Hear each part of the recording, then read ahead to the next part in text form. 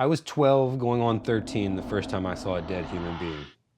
That is the opening line from the film Stand By Me. And for my money, maybe one of the best opening lines in film. We're gonna use it today to learn how you can be a better storyteller.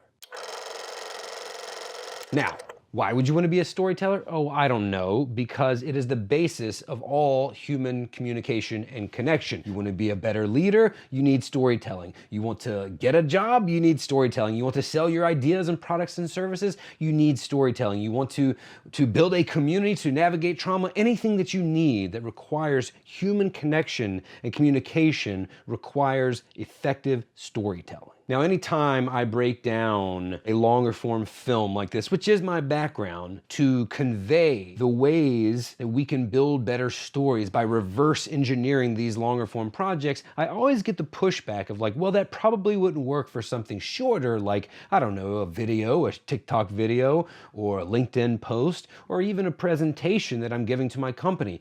And they're wrong. You absolutely can, because stories, no matter how big or how long or how small, are still made up of the same pieces. They still have that narrative arc, whether it's a small one when you're just telling a 1-minute story, or a large one when you're telling a whole anthology, a whole television series. You still have to have that arc. You still have to have those pieces that are sequenced in the right way, and you still have to have an opening line that should hook your audience. Now let's talk about that word. That word hook is a very popular word these days. Everybody knows that you need to hook your audience quick. That is true. It's not true because we don't have attention spans anymore. Or there's a misinterpreted study out there that leads us to believe that we have the equivalent of an attention span of a goldfish, and the TV show Ted Lasso helped that out as well. It's not true. It's not that we don't have attention spans, because we will still watch 10-hour limited series on Netflix. The most popular TikToker in the past week, whose account has grown to 1 million followers in a week, is Risa Nisa, who is telling a 50-part video story, and each video is 10 minutes. That's like 5 or 6 hours long. We will watch something if we care about it, if there's a story that we want to know. It's not that we don't have attention spans, it's that there is way too much demand and competition for our attention. Back in the day when I was a kid and I had a cathode ray tube television, the 3-knob turning television, you didn't have a lot of options. Now we are one swipe away. We are one swipe away from something more valuable, better, more enjoyable, more entertaining for us. So we have no tolerance for something that doesn't immediately communicate to us whether there's value or not, so we will swipe on past. So that opening line is extremely important. That hook is extremely important. However, you don't have to be gimmicky. You don't have to jump in front of somebody and be like, hey, you don't have to lie to them or be mysterious or set up something unexpected that they're going to get. Look at what this movie does. I was 12 going on 13 the first time I saw a dead human being. It tells you exactly what you're going to see. It tells you exactly what the movie is going to be about. But what else does it do? Well, it immediately introduces you to the main character and starts to build some empathy with you and them. Everybody knows what being 12 going on 13 feels like. It's a really tough time of life. You're struggling with your identity. You're extremely vulnerable. You're trying to figure out who you are. All of these, you're losing your innocence, all of these things that are happening. We've all been there. We understand what that feels like. Now, to juxtapose that with something as dark and traumatic as finding a dead body, as seeing a dead body for the first time when you're already shedding your innocence, well, we know that's like the straw that breaks the camel's back. Like, oof. There's no coming back from that moment. We also know what the story is going to be about. This kid is going to find a dead human body. Doesn't matter. They've told us exactly what it's going to be about. We start to relate to that person. We understand there's some vulnerability there, but we also ask ourselves the question, well, what body? Whose body? How'd they find it? What happened when they did find it?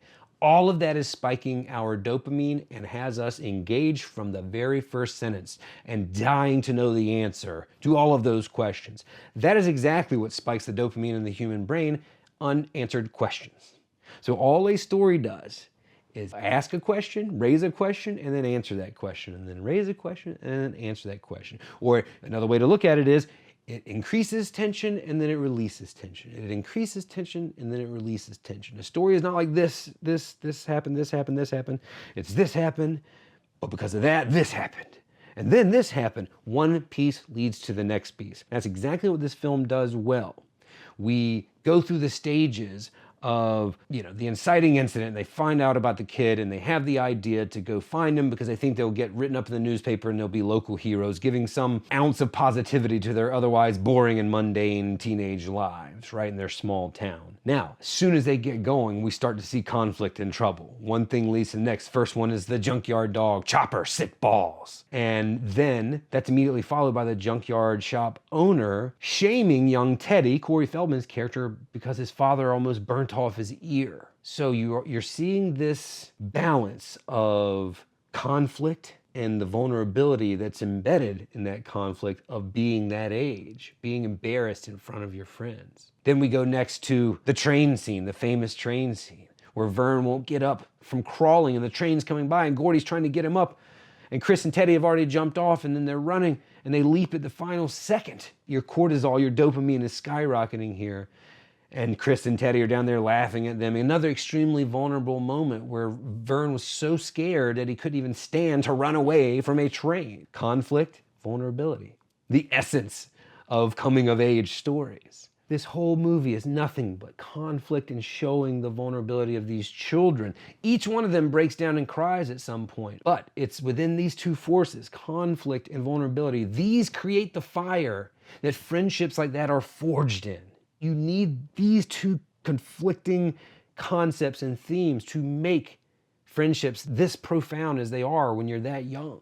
All of this has come from that singular first sentence of the journey they're going on, and it is increased tension and release that tension, and then increased it again and kept your dopamine spiked, trying to answer the question of what's going to happen next. Are they going to find the body? When are they going to find the body? What if Ace, their rivals, the teenage boys, what if Ace and his gang is going to find it sooner, right? And then when he does find it, what are they going to do with it? The whole time, it is creating questions in your mind that you have to have answered. Now, my second favorite line of that film is the final line. And this one is written. It's not spoken. When we started the film, we see Gordy in present day, who's a writer, and he's flashing back and he's writing the memoir that became Stand By Me. So at the end, we see him again finishing this story or finishing his day of writing. And he writes, "I never had friends later on like the ones I had when I was 12.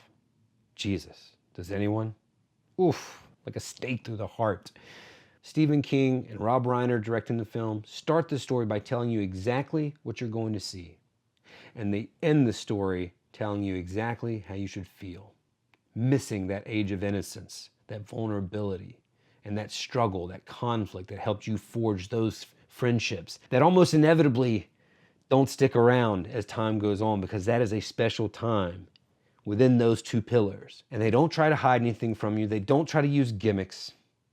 They tell you exactly what's going to happen in the story and exactly what the climax is going to be. You know that they're going to find a dead human body in that story. You know where the story is going. It's not going to veer off and be a sci-fi movie and they're going to be in outer space. It's not going to veer off and be a love story or a bank heist. It's going to be exactly what they told you it was going to be. But they set it up in a way that you are dying to know how it happened. You can do this same thing in your content.